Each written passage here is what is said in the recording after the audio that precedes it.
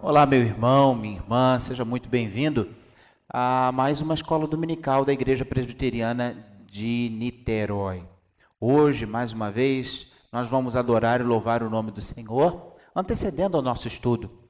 Sem sombra de dúvida, a escola dominical é um momento tão maravilhoso de juntos podermos estudar a palavra e você, mesmo à distância, poder abrir a Bíblia e ler os textos junto comigo, mas nós cremos que esse Deus sobre o qual nós estamos estudando, através da teologia reformada, é o Deus que merece ser louvado e adorado. É o Deus de amor e de imensa bondade. E por isso, com uma voz de júbilo, com uma voz alegre, eu quero, junto com você, agora cantar a esse Deus. Hino de número 33 do Inário Novo Cântico, ao Deus de amor e de imensa bondade, com voz de júbilo, vinde, aclamai, com um coração transbordante de graças, o seu grande amor, todos vinde e louvai. Louvemos o amor de Deus, a sua bondade, a sua misericórdia, tudo que ele tem sido para conosco, através do hino de número 33 do Inário Novo Cântico, louvemos ao Senhor.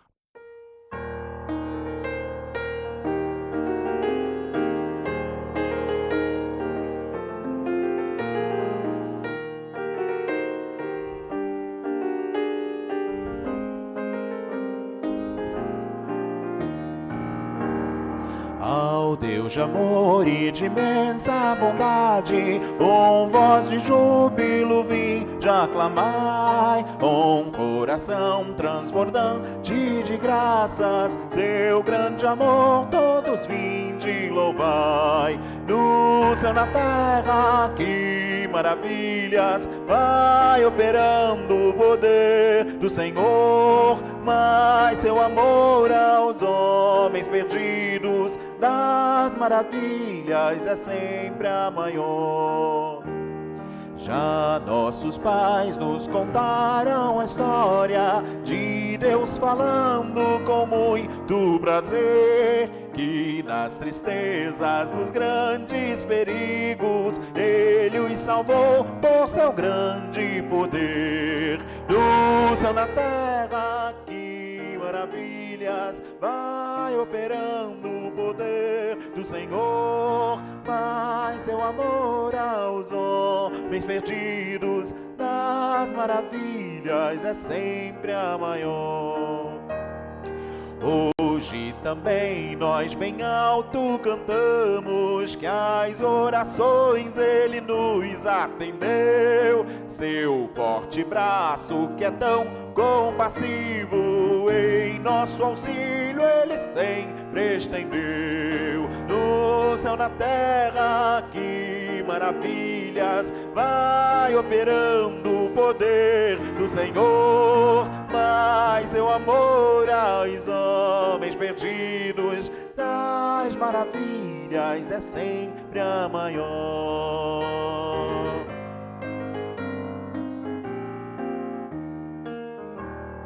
Como até hoje, daqui para frente, Ele será nosso eterno poder, nosso castelo bem forte e seguro, e nossa fonte de excelso prazer. No céu, na terra, que maravilhas vai operando o poder do Senhor, mas seu amor aos homens perdidos das maravilhas é sempre a maior.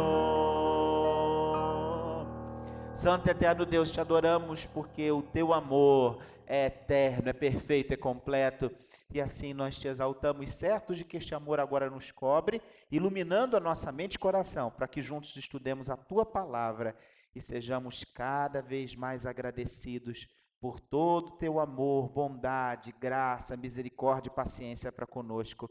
Em nome de Jesus te adoramos. Amém.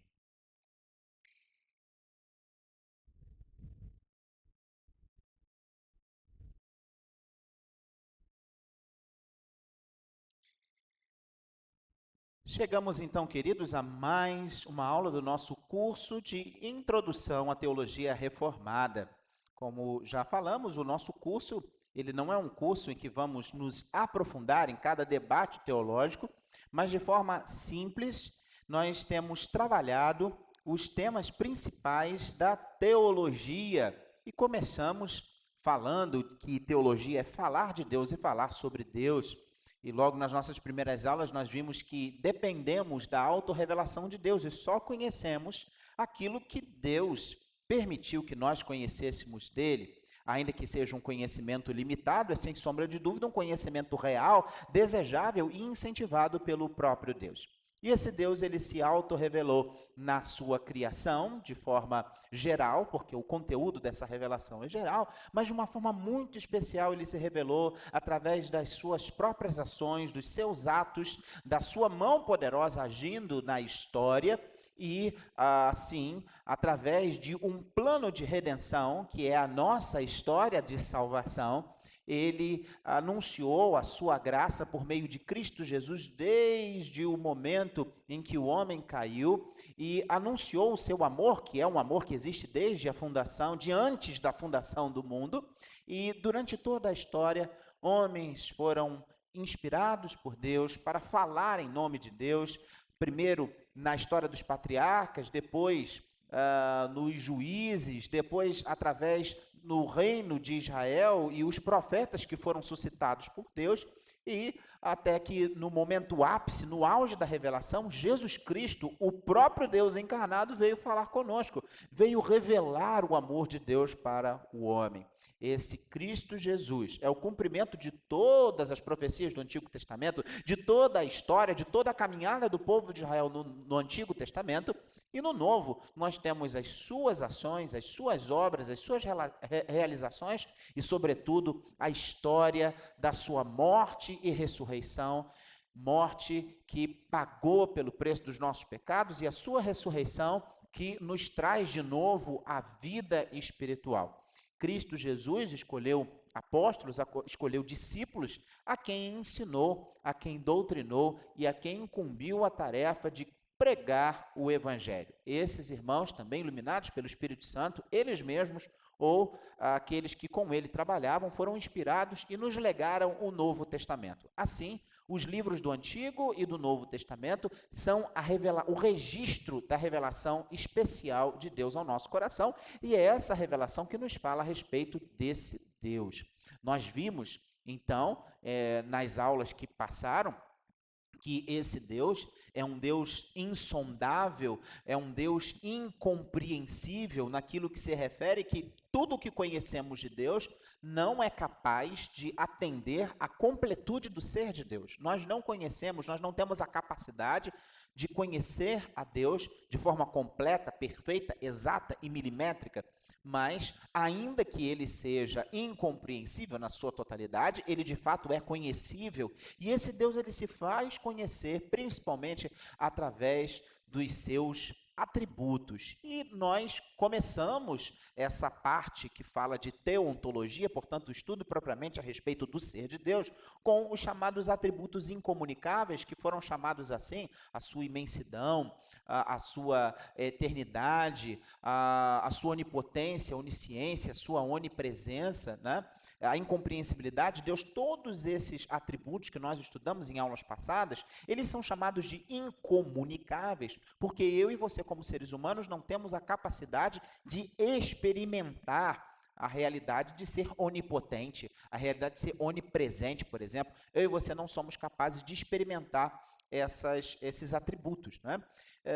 E além desses atributos incomunicáveis, nós começamos já na aula passada a estudar os atributos comunicáveis, né? Fizemos uma transição estudando os diversos nomes pelos quais Deus se revela nas Escrituras, em especial os nomes pelos quais ele se revelou e se permitiu e se permite ser chamado a partir do que está registrado no Antigo Testamento, e fizemos uma transição então para os atributos comunicáveis, que são aqueles atributos que eu e você em alguma medida podemos experimentar. Na aula passada tratamos então do amor e da bondade de Deus. Eu e você, em certa medida, podemos ser amorosos, podemos ser bondosos. E nós aprendemos, então, essencialmente na aula passada, que Deus é bom. É interessante quando nós nos lembramos de algumas produções cinematográficas evangélicas, né, cristãs, especialmente um filme intitulado Deus Não Está Morto, em que em algumas das cenas há menção a uma frase que é costumeira entre os evangélicos norte-americanos, que é dizer Deus é bom. E a resposta, né, é meio que como se fosse uma saudação, né? A gente fala assim, a paz do Senhor, outro responde a paz do Senhor. A frase é Deus é bom, o outro responde em todo o tempo Deus é bom. E de fato, nós, desde que somos trazidos à convivência do povo de Deus, somos introduzidos dentro do povo da aliança, a comunidade do pacto, nós aprendemos que Deus é bom. Inclusive, se há uma verdade, uma sentença, uma das sentenças chaves lidas no Antigo Testamento é que o Senhor é bom e a sua misericórdia dura para sempre. Mas apesar de sabermos intelectualmente que Deus é bom, muitas perguntas podem vir aos nossos corações, tais como podemos dizer que Deus é bom se no mundo que nos cerca, a realidade que nos cerca é uma realidade em que vemos tantas desgraças, tantas situações que podem nos levar a questionar essa bondade de Deus, seja a morte de crianças na infância, sejam as guerras, a pobreza, a exploração, a escassez, enquanto um tem muito pouco, outros têm fartura. Por que cristãos, por exemplo, são perseguidos impiedosamente e mortos? Essas perguntas todas podem fazer com que o nosso coração questione a bondade de Deus. Mas já desde a aula passada, nós afirmamos a verdade fundamental das Escrituras, que Deus é amor. E o evangelho, tal como pregado na epístola a Tiago, e aí eu peço a você que junto comigo abra a sua Bíblia, foi o texto que nós utilizamos na nossa aula passada, e ele será o texto que nos servirá de gancho, de elo, né? Vai ser o ponto de ligação com a nossa aula de hoje. A epístola de Tiago, assim nos ensina no capítulo 1, no versículo 17. Tiago, capítulo 1, versículo 17, diz o seguinte: toda boa dádiva e todo dom perfeito são lá do alto, descendo do Pai das luzes, em quem não pode existir variação ou sombra de mudança. Esse versículo que acabamos de ler, Tiago 1,17, ele está afirmando para nós a imutabilidade de Deus, esse atributo dito incomunicável, porque eu e você somos mutáveis, nós passamos por transformações, por modificações, mas Deus não muda. Ele é imutável no seu ser, nos seus propósitos, nas suas promessas. Deus é imutável. E assim, nós não temos apenas uma indicação aqui da imutabilidade do ser de Deus, mas aqui temos uma indicação da imutabilidade de um dos atributos do seu ser, a bondade. Deus não pode, esse Pai das luzes, de quem vem toda boa dádiva, toda bondade, ele é imutável. Ele sendo imutável, a sua bondade também é imutável. Todo o bem, sem exceção, vem de Deus, porque o próprio Deus é eternamente bom. Como ele nunca muda, nós concluímos que a bondade de Deus também não muda. Nós podemos entender a bondade de Deus sendo aplicada de uma forma geral e de uma forma particular. Como podemos entender a bondade de Deus sendo aplicada de uma forma geral? Porque Deus, ele é bom na sua essência. Deus, ele não é apenas um ser que age bondosamente, ou seja, ele não é somente benevolente na ideia de que ele realiza atos bondosos, mas ele é essencialmente bom. Por isso nós podemos dizer que somente ele é bom. No clássico texto de Marcos, capítulo 10, versículo 18, que eu peço a você mais uma vez que abra sua Bíblia comigo, Marcos, capítulo 10, versículo 18, você vai, junto comigo, perceber uma resposta de Jesus a uma situação. Marcos capítulo 10, aqui no versículo 17, diz que, pondo-se Jesus a caminho, correu um homem ao seu encontro e, ajoelhando-se, perguntou: Bom mestre, que farei para herdar a vida eterna? É o famoso texto do jovem rico, é a forma como aquele homem se coloca diante de Jesus, né? Bom mestre, o que eu vou fazer para herdar a vida eterna? O versículo 18, então, Jesus responde: Por que me chamas bom? Ninguém é bom senão um, que é Deus. Essa resposta de Jesus, né, de que somente Deus é bom, nos indica que o nosso Deus, ele é bom, porque essa é uma lei para ele mesmo. Faz parte do caráter de Deus ser bom. Deus, ele sempre age em conformidade com seu caráter. E sendo o seu caráter bom, ele age com bondade. Diferente dos seres humanos que agem bondosamente em função das circunstâncias e são mutáveis, nós podemos agir em um momento de forma bondosa e em outro momento não. Diferente dos seres humanos, Deus não é assim. Deus não é bom apenas para com o seu povo. Ele se importa com todas as criaturas. Deus é bondoso para com todas as criaturas, e assim nós lemos no Salmo 145, verso 9, que eu peço a você que junto comigo faça a leitura. Salmo 45, verso 9, nos afirma o seguinte: O Senhor é bom para todos, e as suas ternas misericórdias permeiam todas as suas obras. O Senhor é bom para com todos.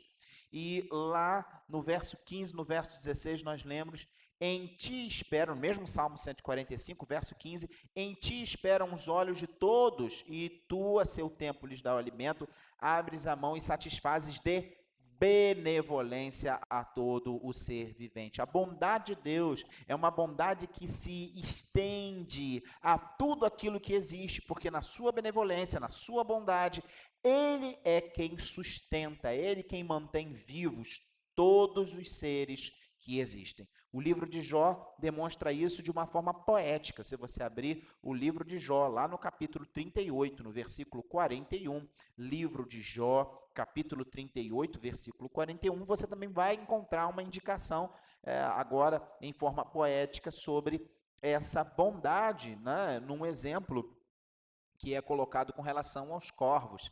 Quem prepara os corvos, quem prepara aos corvos, ou, né, para os corvos, o seu alimento, quando os seus pintainhos gritam a Deus e andam vagueando por não terem o que comer? Quem providencia o alimento para toda a criação é o próprio Deus, que gere a criação, que administra a criação, que continua conduzindo tudo aquilo que existe, todas as coisas que existem, a chuva que cai, o sol que nasce, o surgir, né, do alimento, ainda que haja agricultura, ainda que o ser humano venha e plante, quem dá o germinar a semente é, sem sombra de dúvida, o nosso Deus. Todas essas coisas indicam a chamada bondade geral de Deus, a bondade expressa para todas as pessoas, sem exceção. Mas nós precisamos também atentar para o fato de que esse Deus tem uma bondade particular. É claro que nós precisamos reconhecer que Deus é bondoso para com todos,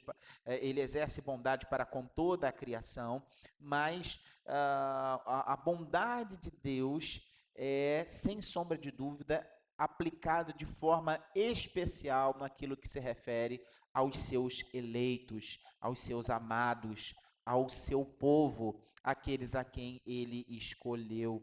E é assim que nós principalmente entendemos o conceito do amor de Deus. Nós precisamos pensar que o amor, ainda que amor e bondade, obviamente, sejam atributos que podem ser estudados de forma separada, mas o amor de Deus, ele não pode ser dissociado da bondade de Deus. O amor de Deus é uma face, é uma expressão da bondade de Deus que se direciona às criaturas racionais. Deus, ele não ama as suas criaturas baseado em algo que ele viu nelas, mas baseado no amor que ele tem por si mesmo. E aí parece uma coisa esquisita, porque dá a ideia de que Deus, tendo amor próprio, parece um amor egoísta. Não. Primeiro, nós vamos estudar essa relação trinitária mais à frente, mas o fato é de que Deus, sendo Pai, Filho e Espírito Santo, é amor eternamente, né? Então, essa intra-relação, essa relação interna da Trindade, o Pai, o Filho e o Espírito Santo, essa relação interna em Deus não é uma relação egoísta, mas uma relação de eterna doação. Então, esse Deus é eternamente amoroso. Ele, de forma alguma, é egoísta como eu e você.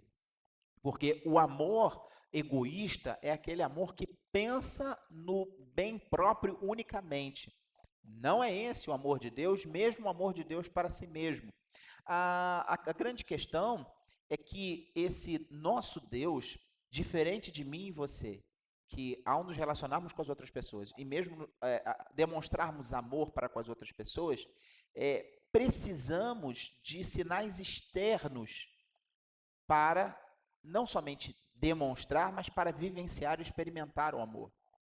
O amor nosso, que nós experimentamos, que é um amor derivado da realidade do ser de Deus, e é derivado, não é uma cópia fiel, é um amor que muitas vezes envolve interesse, envolve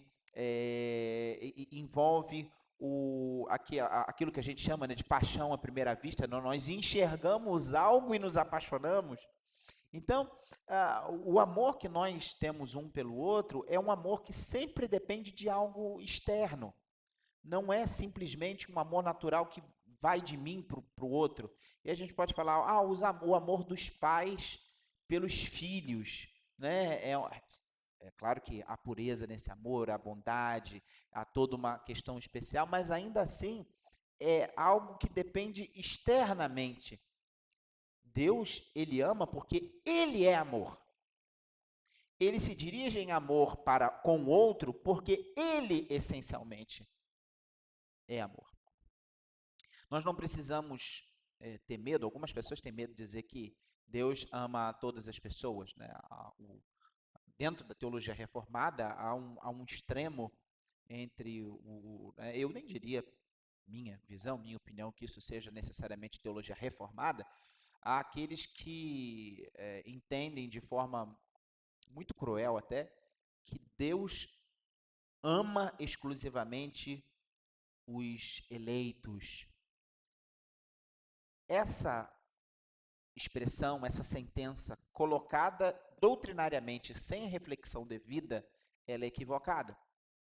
Quando falamos do amor exclusivo de Deus pelos eleitos, estamos falando do amor de eleição, o amor referente à salvação, já que Cristo, ainda que o amor de Cristo e o sacrifício de Cristo fosse e seja suficiente para salvar todos, salva apenas aqueles que creem. Portanto, é eficiente, a expiação de Cristo é eficiente, é limitada apenas àqueles que creem. Mas isso não significa que no amor geral, na bondade geral, Deus de fato não ame todas as pessoas. Todas as criaturas são alvo do amor de Deus em alguma medida, porque todas as criaturas, indistintamente, elas desfrutam de alguma graça de Deus, especialmente uma graça que vamos ver daqui a pouco, chamada graça comum. Deus, ele ama o seu povo de uma forma especial, é claro, porque nos vê como filhos espirituais em Cristo Jesus, e é por isso que as Escrituras, lá em Romanos capítulo 5, verso 8, vai nos dizer que Deus prova o seu amor para conosco pelo fato de Cristo ter morrido por nós, sendo nós ainda pecadores. Mas isso não significa que aquilo que se refere ao amor geral, não a esse amor de eleição, a esse amor expiatório, esse amor salvífico, mas no que se refere ao amor geral, ao amor que é expresso por toda a graça, bondade e paciência, Deus não ame todas as suas criaturas. Uma das expressões da bondade de Deus e do amor de Deus é, sem sombra de dúvida, a graça de Deus. Esse é um atributo fantástico, lindo de ser estudado, a graça de Deus. Uma outra forma de nós afirmarmos que Deus é bom, que Deus é amor, é afirmando que Deus é graça, que Deus é gracioso, que Deus age de forma graciosa. Primeiro, nós precisamos entender de forma muito clara, muito precisa, que o nosso Deus, ele não está satisfeito com todo o caos, com toda a desordem do mundo que foi criado por ele mesmo. Ele não desejou que o mundo caísse nesse estado. Nós precisamos entender que o ser humano, originalmente, foi criado não como um ser manipulável, mas com um ser dotado de liberdade e de decisão. E no pacto que foi estabelecido com o homem, ali no Éden, houve uma aliança, houve um trato em que haviam bênçãos e maldições. Gênesis, capítulo 2, verso 17, nos diz o seguinte, Gênesis 2:17, mas da árvore do conhecimento do bem e do mal não comerás, porque no dia em que dela comeres, certamente morrerás. O homem tinha conhecimento das consequências do pecado. A culpa pela maldição é do ser humano. Você vira a página, Gênesis 3, verso 17. E a Adão disse, visto que atendeste a voz de tua mulher e comeste da árvore que eu te ordenara não comesses, maldita é a terra por tua causa. Percebam, então, que todo o mundo criado passou a sofrer as consequências da desobediência do homem, a que nós chamamos queda, e vamos ter uma aula específica sobre esse assunto, por culpa do homem. Assim, a natureza descontrolada, a maldade que habita no ser humano, tem sido uma constante ao longo de toda a história. Nós lemos na Epístola de Paulo aos Romanos, no capítulo 8, lá no versículo 22, por exemplo, eu peço a você que leia comigo, Romanos 8, versículo 21 e o 22, que fica mais fácil para a gente entender. Romanos 8, 21 e 22 diz assim, na esperança de que a própria criação será redimida do cativeiro da corrupção para a liberdade da glória dos filhos de Deus. 22. Porque sabemos que toda a criação a um só tempo geme e suporta angústias até agora. A bondade de Deus, de forma graciosa, se mostra no fato dele não ter deixado o mundo entregue à sua própria sorte, mas no fato de que, ainda que o ser humano tenha pecado, ainda que o ser humano tenha desobedecido e, como consequência da sua desobediência, toda a miséria, a desgraça e a desordem tenha surgido no mundo, como consequência desse pecado, Deus não abandonou o universo criado. Deus não abandonou a sua criação. Deus, de forma graciosa, bondosa, providenciou, inclusive, uma redenção completa para este mundo.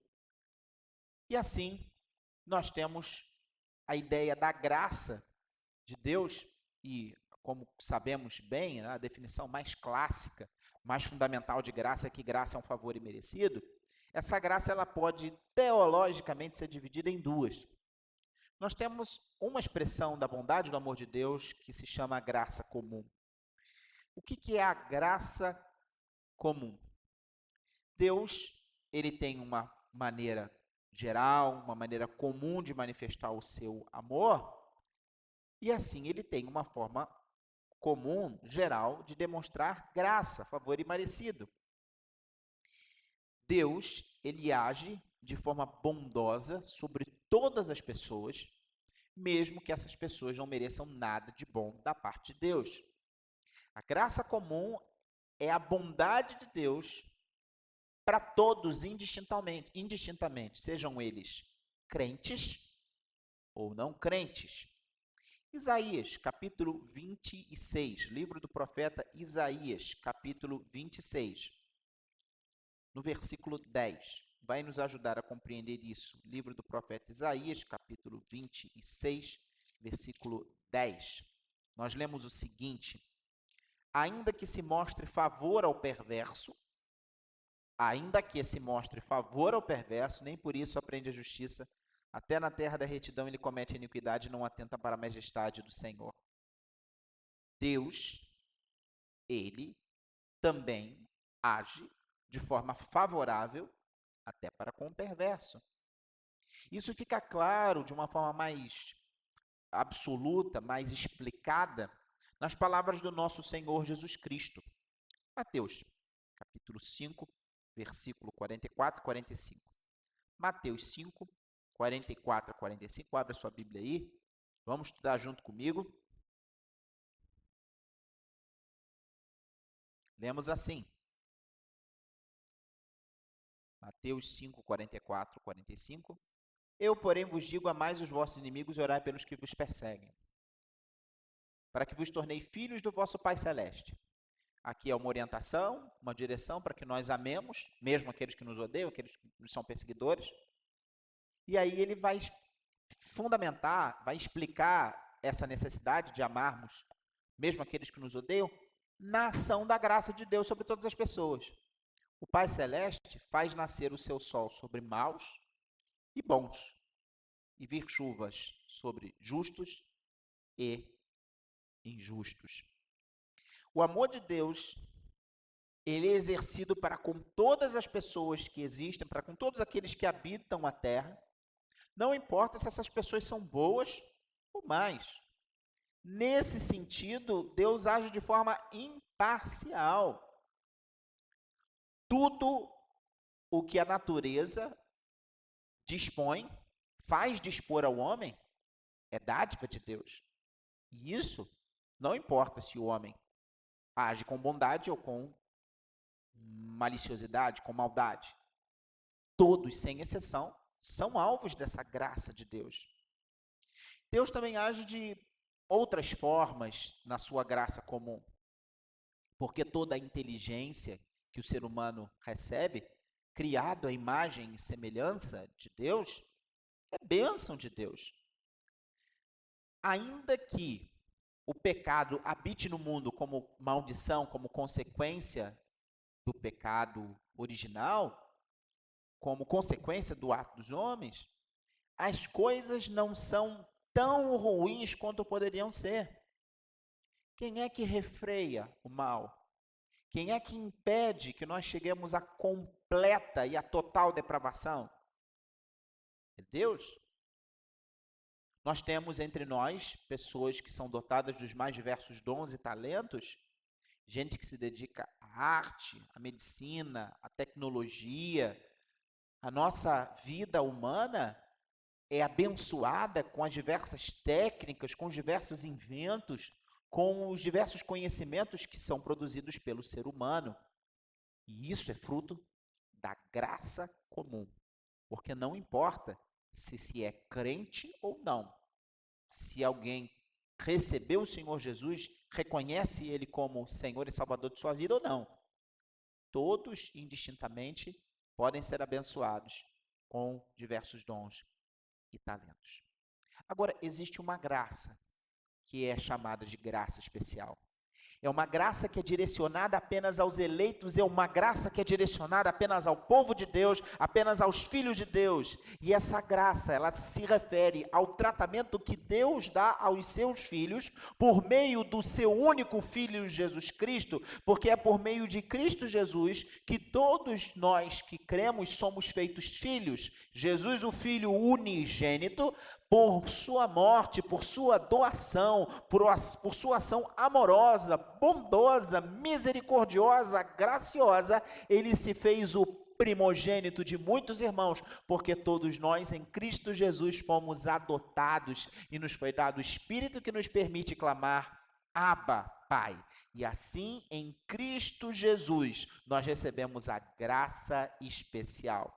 A graça comum não tem nada a ver com salvação, não tem nada a ver com redenção, tem a ver com as bênçãos que são dadas a todos os seres humanos, indistintamente para o exercício das mais diversas atividades, para a vivência nesse mundo. Agora, a graça especial é algo que apenas os filhos de Deus recebem. É por meio dessa graça que somos salvos, e isso está descrito em Efésios capítulo 2, versículo 8, Efésios 2, 8, que eu sei que você conhece de cor: pela graça sois salvos mediante a fé, e isto não vem de vós, é dom de Deus, é graça, é favor imerecido. Sem Deus, eu e você, por mais que buscássemos, não seríamos capazes de encontrar salvação. Eu e você somos tão somente justificados, ou seja, somos tornados justos, somos apresentados como justos diante de Deus por causa da graça. E se você abrir a sua Bíblia, na Epístola de Romanos, no capítulo 3, no versículo 24, você vai ler uma verdade dura, mas que precisa ser anunciada. Eu vou ler o 23 junto com o verso 24, Romanos 3, 23 e 24. Pois todos pecaram e carecem da glória de Deus, sendo justificados gratuitamente por sua graça, mediante a redenção que há em Cristo Jesus. E assim, todos aqueles que são alvo dessa graça recebem todos os benefícios espirituais dessa graça. O Evangelho de João, no capítulo 1, no versículo 16, Evangelho de João, no capítulo 1, versículo 16, vai nos mostrar essa verdade quando diz o seguinte, João 1, verso 16, porque todos nós temos recebido da sua plenitude e graça sobre graça. Paulo, na segunda epístola aos Coríntios, a epístola aos Coríntios, né, escrita por Paulo, 2 Coríntios 8, versículo 9, afirma: pois conheceis a graça de nosso Senhor Jesus Cristo, que sendo rico se fez pobre por amor de vós, para que pela sua pobreza vos tornasseis ricos. Não que os salvos sejam menos pecadores do que os perdidos, isso é algo que precisa ficar muito claro para mim e para você. Aqueles que creem no Senhor Jesus, aqueles que são alvo dessa graça especial, eles não merecem nada mais do que aqueles que não são alcançados pela graça. Daí o nome ser graça, que é um favor imerecido. Todos indistintamente estão completamente perdidos sem Deus. Todos indistintamente pecaram e carecem da glória de Deus. Mas exatamente porque Deus é amor, ao mesmo tempo que é justiça, e nós vamos estudar o atributo da justiça de Deus mais para frente, numa próxima aula, ele não pode deixar de salvar. Porque ele é amor, ele é bondade, ele é graça. Então ele salva e age sobre a vida daqueles que estão perdidos, que não têm condição de salvar sobre mesmo. A diferença está na graça especial de Deus, que é concedida àqueles a quem Deus deseja conceder.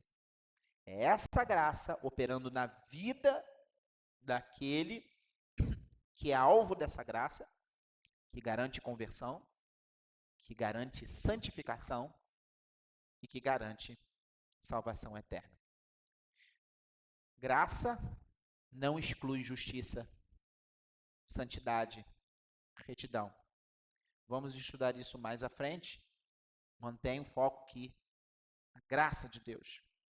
E uma outra forma de entendermos o amor e a bondade de Deus, além da expressão desse amor e bondade pela graça, é o conceito de misericórdia. Um conceito que eu e você também somos capazes de entender, porque somos capazes de experimentar. Em síntese, misericórdia, a palavra misericórdia tem a ver com a ideia de miséria e de coração, cordes. Então, misericórdia tem a ver com a capacidade de alcançar a miséria do coração do outro, sentir a miséria do coração do outro, ir em direção ao outro de forma piedosa, de forma amorosa, bondosa, compreendendo a realidade do outro. E essa característica de Deus, sua misericórdia, é repetida exaustivamente nas Escrituras. Talvez o maior exemplo disso seja o Salmo 136. O Salmo 136 vai nos contar a história do povo de Israel, o povo eleito, o povo alvo da graça especial de Deus, aquele povo que foi escolhido para dali, daquela descendência, nascer o Salvador, o Redentor, o Messias. E aquele povo tem uma história linda de pacto, de aliança com esse Deus, que através da história vai agindo de forma bondosa, amorosa, misericordiosa, graciosa para com esse povo em diversos momentos da sua história. Então o texto começa falando da criação e depois o Salmo 136 vai seguindo falando da escolha de Israel, da libertação do Egito, e é um responso, e como responso, né, é diferente de leitura alternada, né, quando a gente está na igreja e faz leitura alternada, cada um lê um versículo, né? O responso tem um caráter diferente. O responso é composto por uma sentença que é dita por um orador, por um dirigente, e você tem uma resposta contínua que é dita pelo povo. O Salmo 136 é um responso. Nem todo o Salmo é um responso, mas o Salmo 136 é um responso. E para cada sentença histórica que é enunciada por aquele que está dirigindo a oração do povo de Deus, a oração coletiva, o povo responde, porque a sua misericórdia dura para sempre. A graça de Deus, ela enxerga o homem como culpado, como pecador, como alguém que merece a punição, mas a misericórdia de Deus olha para o ser humano e percebe que ele não tem condição de suportar as consequências do pecado, ele não tem condição de se levantar por si mesmo, ele não tem condição de se salvar por si mesmo, ele não tem decisão sobre a sua vida espiritual, e assim a misericórdia age em direção ao ser humano para que ele seja socorrido pelo poder de Deus, por causa do seu amor, da sua bondade, da sua graça. Assim, nós precisamos entender que a misericórdia, ela precisa ser vista, enxergada, analisada sob esse aspecto duplo.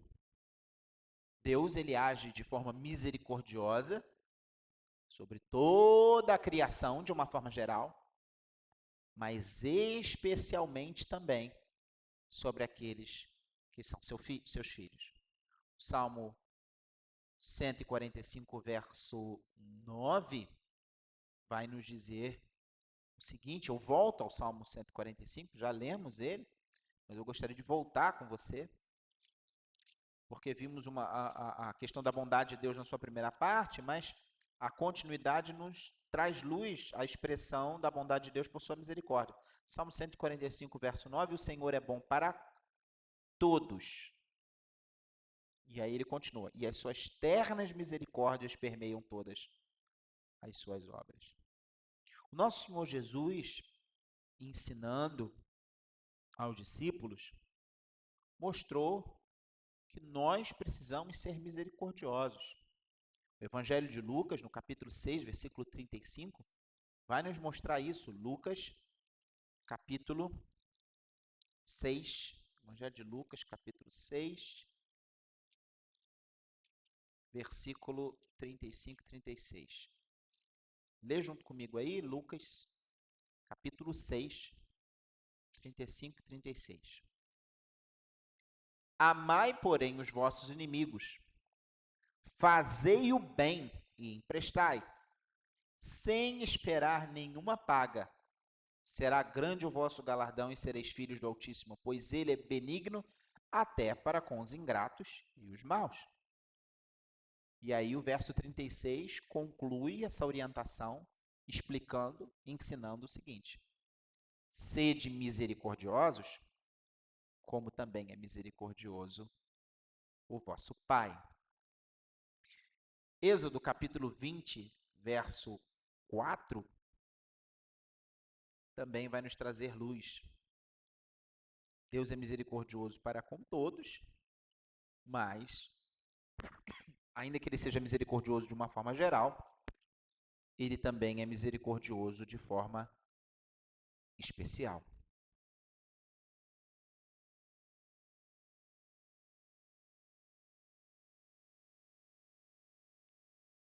Verso 6. Êxodo, capítulo 20, verso 6. Faço misericórdia até 1000 gerações daqueles que me amam e guardam os meus mandamentos. Deus tem também uma ação misericordiosa especial para aqueles que lhes temem, para aqueles que lhes são obedientes. Por outro lado, o profeta Jeremias vai dizer que a misericórdia do Senhor é a causa de nós estarmos vivos. Livro de Lamentações, texto tão lindo. Lamentações de Jeremias, capítulo 3. Esse texto vai trazer luz àquilo que temos estudado. Lamentações 3. Geralmente a gente lê o 22 e o 23 em separado do 21, ou o 21 separado do 22 e 23. Eu vou propor a você, junto comigo, ler o 21, 22 e 23. Preferencialmente, seria bom você ler o capítulo todo. Mas aqui, como é uma aula, eu vou ler apenas esses três, depois você lê sozinho todo o capítulo. Mas olha o que diz Lamentações 3, 21. Quero trazer à memória o que me pode dar esperança. O que é que pode dar esperança? Verso 22. As misericórdias do Senhor são a causa de não sermos consumidos, porque as suas misericórdias não têm fim, renovam-se a cada manhã. Grande é a tua fidelidade. O salmista, aqui o profeta, vai afirmar a misericórdia de Deus, e nós temos também a afirmação da misericórdia de Deus através do Salmo 103, verso 10 ao verso 4.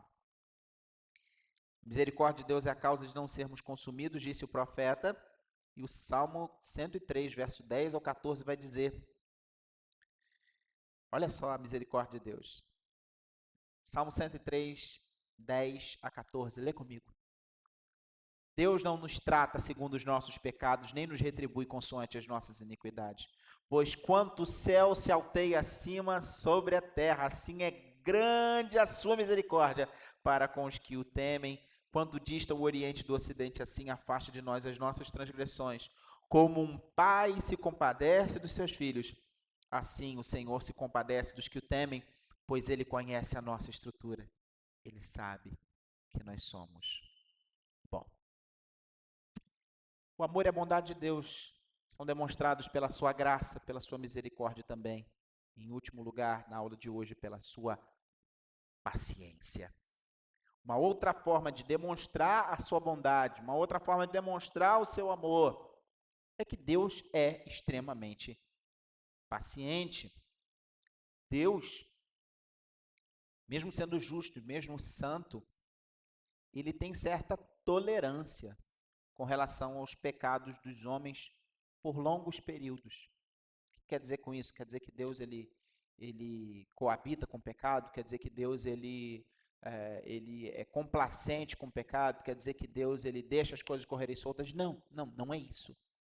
Significa dizer que Deus, ainda que veja os pecados da humanidade, ele dá oportunidade, ele abre uma grande janela temporal para que o homem se arrependa e caia em si dos seus pecados e, se arrependendo, venha a buscá-lo. Deus, ele não visita, ele não age, né? Essa palavra visitação tem esse sentido de agir de forma imediata, punindo a iniquidade daqueles que são pecadores. Deus, ele dá oportunidade de arrependimento. Deus é extremamente paciente. E assim, a Escritura nos ensina em termos humanos, como já vimos em outras aulas, usando linguagem de acomodação. É claro que Deus tem tudo muito certinho, determinado em cada dia, mas na sua relação com o ser humano, de forma a ficar claro para a gente como que ele age, ele adia o julgamento dos ímpios. Ele vai deixando mais para frente para que haja oportunidade de arrependimento. A gente vê isso descrito em alguns textos bíblicos, que eu vou ler com você aqui agora. O livro do Êxodo, por exemplo, capítulo 34, versículo 6. Livro do Êxodo, capítulo 34, versículo 6, diz assim: E passando o Senhor por diante dele, clamou: Senhor, Senhor, Deus compassivo, clemente e longânimo, e grande em misericórdia e fidelidade, que guarda a misericórdia em 1000 gerações, que perdoa a iniquidade, a transgressão e o pecado, ainda que não inocente o culpado, e visita a iniquidade dos pais nos filhos e nos filhos dos filhos até a terceira e quarta geração. Neemias capítulo 9, livro de Neemias capítulo 9, verso 17 é um outro exemplo. Recusaram-se a uma oração de arrependimento, de confissão de pecados, e aqui na oração se diz: recusaram-se a ouvir-te e não se lembraram das tuas maravilhas que lhe fizeste. Endureceram sua cerviz na sua rebelião, levantaram um chefe com o propósito de voltarem para a sua servidão no Egito. Essa oração aqui, ela se refere lá ao contexto do êxodo, da fuga, né, da saída de Israel do Egito, e está se referindo aqui à sedição no deserto. E diz o texto: porém tu, ó Deus perdoador, clemente e misericordioso, tardio em irar-te e grande em bondade, tu não os desamparaste. A bondade, a misericórdia, o amor, a graça de Deus sendo demonstrados nessa paciência de Deus. Muitos outros textos, anote aí, Salmo 87, verso 15, o Salmo 103, verso 9, o Salmo 145, verso 8, o livro de Joel, capítulo 2, versículo 13, o livro de Jonas, capítulo 4, verso 12, o livro de Naum, verso 1, capítulo 1, verso 3, vão mostrar outras situações em que Deus age com extrema paciência. Na carta de Paulo aos Romanos, no capítulo 2, e eu peço para você abrir aí, nós lemos Paulo ensinando, explicando sobre a salvação, sobre o evangelho, e Paulo vai mostrar como que Deus age de forma longânima, de forma paciente. Deus, na sua bondade, na sua tolerância, na sua longanimidade, ele vai tentando conduzir os ímpios ao arrependimento. Capítulo 2 de Romanos, verso 4. Ou vocês desprezam a riqueza da bondade e tolerância e longanimidade, ignorando que a bondade de Deus é que te conduz ao arrependimento. É por isso que tantas e tantas vezes Deus suporta os vasos de ira preparados para a perdição, tal como nós lemos em Romanos 9, verso 22. E ele não manda ainda o juízo que esses pecadores merecem. A Bíblia sempre vai mostrar a longanimidade de Deus nos mais diversos momentos, seja através do exemplo de Noé, quando foi construída a arca e o chamado ao arrependimento naquele momento, ou seja, através do anúncio no livro do Apocalipse, dos juízos constantes de Deus através de toda a história, a forma providencial de Deus governar o mundo faz com que nós percebemos que todas as tragédias não somente são consequência do pecado, mas Deus as utiliza muitas vezes como mostra ao ser humano do seu pecado e da necessidade do ser humano se arrepender. O nosso Deus é um Deus que tem uma paciência perdoadora. Lá em Mateus capítulo 18, nós lemos uma parábola sobre um servo que se dirige ao seu senhor pedindo paciência. Inclusive, a expressão lá que é utilizada, né? O servo se prostrou de forma reverente, implorando, suplicando: Senhor, sê paciente e eu vou pagar tudo aquilo que eu devo. É interessante porque naquela parábola nós vemos que o rei é paciente, né, para com aquele servo, e aquele servo sai dali e não é paciente para com um conservo que também lhe devia. E aquele servo que inicialmente havia sido perdoado acaba sofrendo a consequência da sua falta de misericórdia. O fato é que na nossa salvação, na ação de Jesus, nós vemos a paciência, a longanimidade de Deus.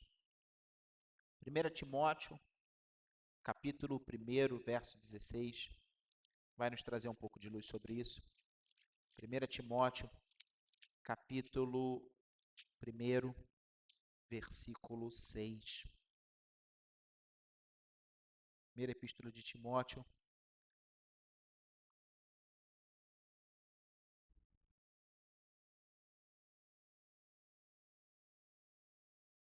Só ver aqui que a referência está errada. Está errada a referência. Capítulo 1 não é verso 6, não, é verso 16. Desculpa. 1 Timóteo, capítulo 1, versículo 16. Diz assim: Mas por esta razão me foi concedida misericórdia para que em mim o principal evidenciasse Jesus Cristo a sua completa longanimidade e servisse eu de modelo a quantos hão de crer nele para a vida eterna. Paulo está falando aqui, lembrando da sua própria história, do quanto ele foi pecador, do quanto ele agiu de forma equivocada, de forma errada, agindo inclusive perseguindo os cristãos, e Deus foi paciente com ele. Até o momento daquele encontro na estrada para Damasco, quando Paulo finalmente foi convertido, conheceu o Senhor Jesus, e ele mesmo se tornou um exemplo da longanimidade, da paciência de Deus, de quanto Deus ele é paciente para aqueles que estão longe dele, para que aqueles que estão longe dele se acheguem a ele e recebam dele amor, bondade, graça, misericórdia. A paciência de Deus, ela não significa indecisão. Deus não está indeciso quanto ao que fazer. Ele sabe muito bem o que fazer, ele sabe exatamente a hora em que ele vai fazer.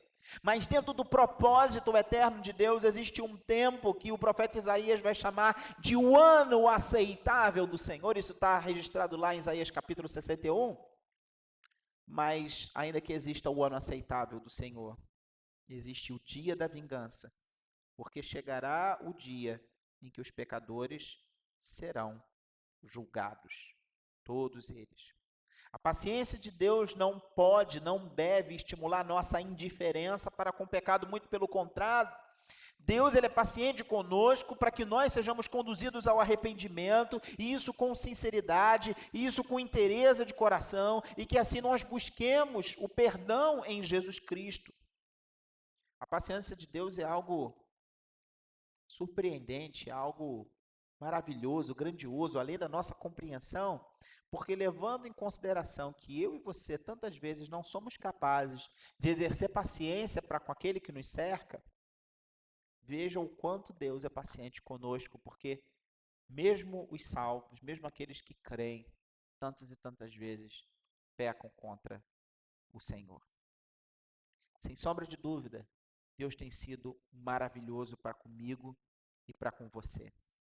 E assim, eu gostaria de concluir esse nosso estudo, essa nossa aula de hoje, aplicando um pouco a verdade do amor e da bondade de Deus manifestos em graça, em misericórdia e em paciência.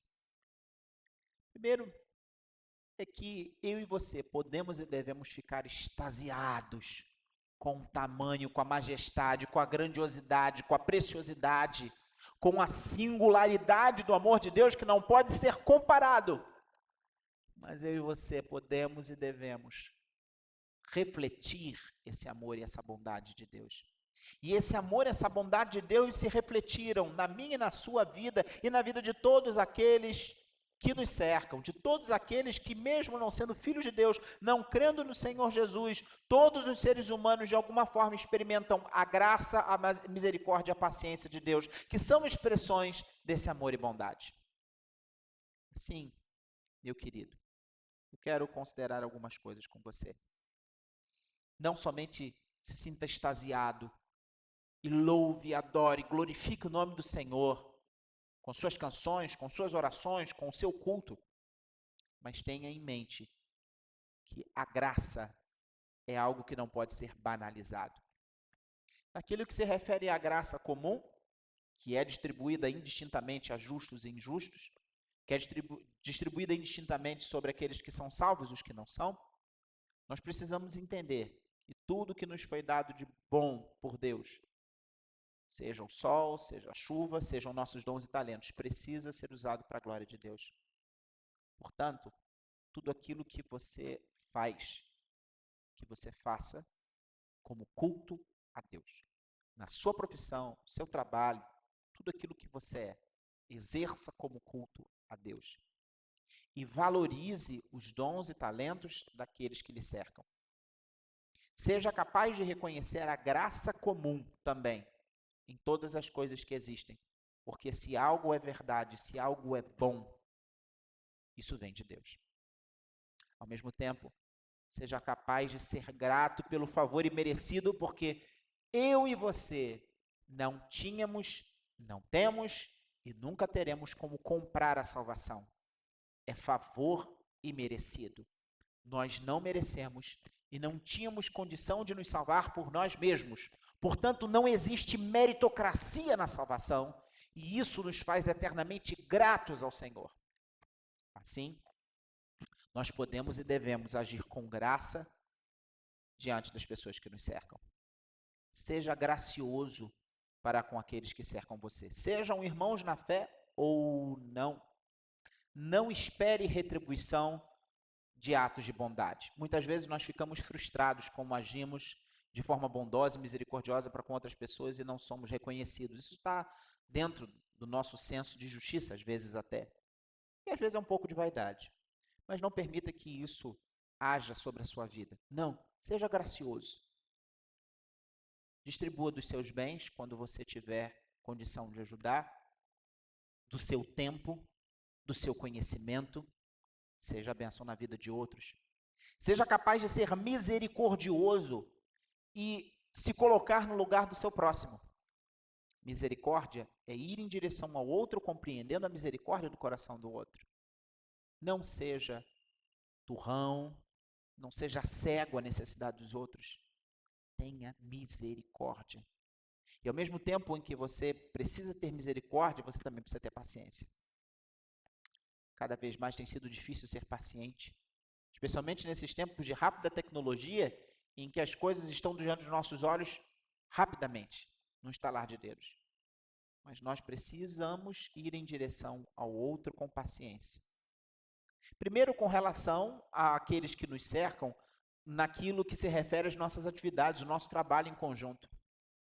Tenha paciência com aquele que está aprendendo, tenha paciência com aquele que está se desenvolvendo. Tenha paciência quando alguém não conseguir se expressar, quando alguém não conseguir se doar de forma completa. Tenha paciência para que você mesmo seja a bênção na vida dessa pessoa, para que ela possa se desenvolver. Tenha paciência também para com os pecadores, assim como Deus tem paciência. E seja um evangelista. Anuncie que esse Deus é Deus de amor, de imensa bondade, refletida na graça especial em Cristo Jesus. Jesus que olhou para nós com misericórdia e paciente e obedientemente morreu a morte de cruz, para que eu e você, que cremos, sejamos salvos e tenhamos a vida eterna. Que Deus muito nos abençoe, para a glória de Deus, o nosso Pai. Quero convidar você para cantar junto comigo uma antiga canção que exalta esse sublime amor de Deus, o nosso Pai. É uma canção antiga, mas logo na primeira estrofe você aprende. Se você conhece, cante comigo. Se você não conhece, aprenda. Exaltemos juntos esse sublime amor de Deus.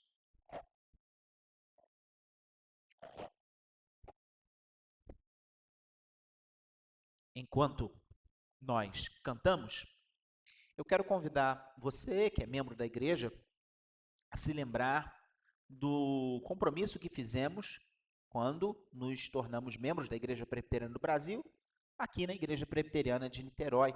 E prometemos sustentar o trabalho com a nossa assistência, hoje uma audiência online em função da pandemia, e também com os nossos recursos. O Ministério da Igreja Presbiteriana de Niterói continua e continuamos pregando o Evangelho e ensinando o povo de Deus para que o povo de Deus cada vez mais se pareça com o Senhor Jesus em tudo aquilo que é, em tudo aquilo que faz.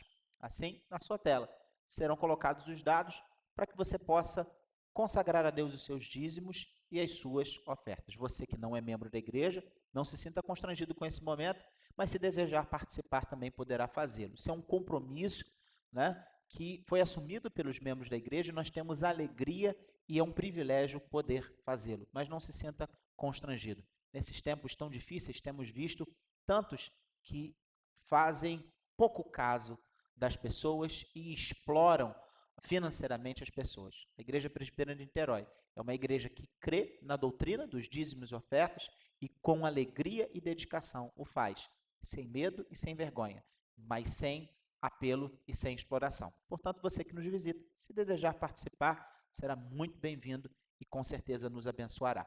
Cantemos juntos esse hino, o amor de Deus, sublime amor, amor de Deus.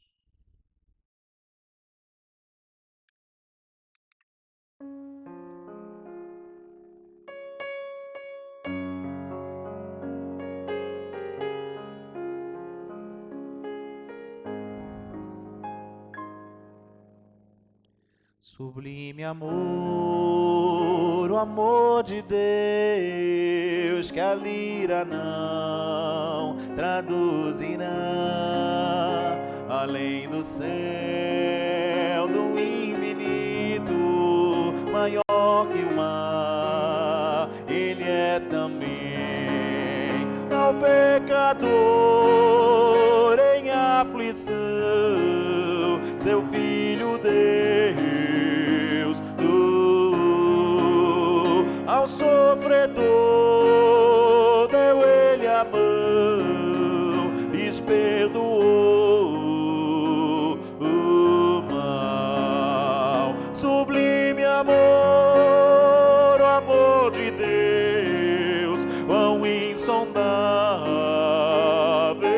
tu és, sempre a cantar tão grande amor, estarão os salvos no céu, ao sobrevir do tempo ao fim, e o grande Rei aqui chegar, e o homem vil e pecador devalde então suplicará.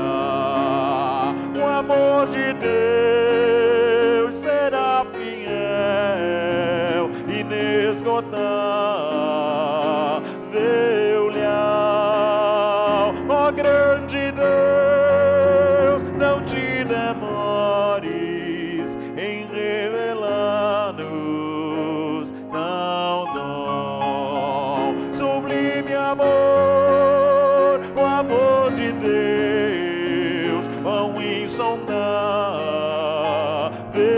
tu és, sempre a cantar tão grande amor, estarão os salvos no céu. Se o mar em tinta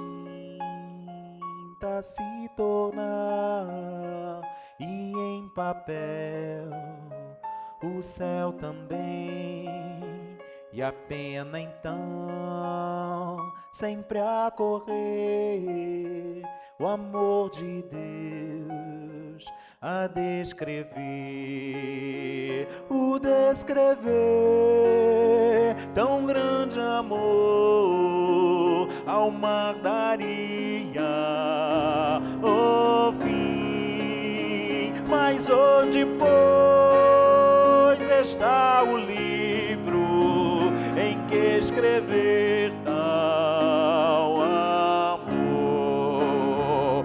Sublime amor, o amor de Deus, quão insondável tu és, sempre a cantar tão grande amor, estarão os salvos no céu.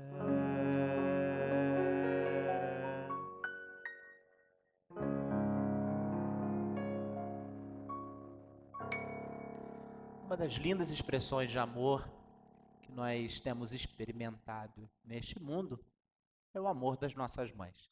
Nesse segundo domingo de maio, quando vai ao ar esta gravação desta aula, nós queremos agradecer a Deus pela vida das nossas mães. Aquelas que já partiram, nós agradecemos a Deus porque tivemos a oportunidade, a bênção de tê-las. Agradecemos por muitas vezes aqueles que fazem o papel de mãe, aqueles que não puderam experimentar desse amor da sua mãe biológica, mas não deixaram de ter o amor paternal e maternal através daqueles que têm desempenhado esse papel. Entre nós, temos diversas pessoas que não são mães biológicas, mas têm sido nossas mães de oração. Aqui na igreja, especialmente através do Ministério Desperta Débora, e mesmo através das nossas irmãs da SAF, sabemos que todos nós, sejam os pastores, a liderança, e em muito especial a nossa juventude, sempre tem uma mãe de oração velando por nós, se preocupando conosco em colocar o nosso nome diante de Deus em oração. A todas as mães de nossa Igreja Presbiteriana de Niterói e a todas as mães que nos assistem, que este dia seja um dia de muito amor na sua casa e que esse sublime amor de Deus seja a completude do amor na sua vida. Em especial, eu mando um beijo para minha esposa, mãe do meu filho, e para minha mãe, a quem muito eu amo. Meu querido, minha querida, vamos orar juntos, agradecendo a Deus por esse sublime amor e também pelas nossas mães. Logo depois seremos despedidos com a bênção. Senhor querido, te louvamos e te adoramos pela bênção maravilhosa do amor sublime de Deus. Ah, Senhor querido, o Senhor é o nosso Deus. Cantamos agora o teu amor. E o Senhor tem sido tão bondoso que não somente demonstrou o seu amor em Cristo Jesus e no Espírito Santo que agora está aqui intercedendo por nós, como em tantas outras coisas faz refletir esse amor. As mães são uma dessas formas. Te agradecemos por todas elas, biológicas ou não. Te agradecemos por cada uma delas e te imploramos por bênção sem medida, que o Senhor nos ajude a sermos filhos amorosos, que cuidam, que amparam e que demonstram o próprio amor de Deus por todos os que nos cercam, inclusive as nossas mães. Adorado e glorificado seja o teu nome, em nome de Jesus. Amém. Que o Senhor te abençoe e te guarde, e o Senhor faça resplandecer, faça resplandecer sobre ti o seu rosto e tenha misericórdia de ti. E o Senhor sobre ti levante o seu rosto e te dê e te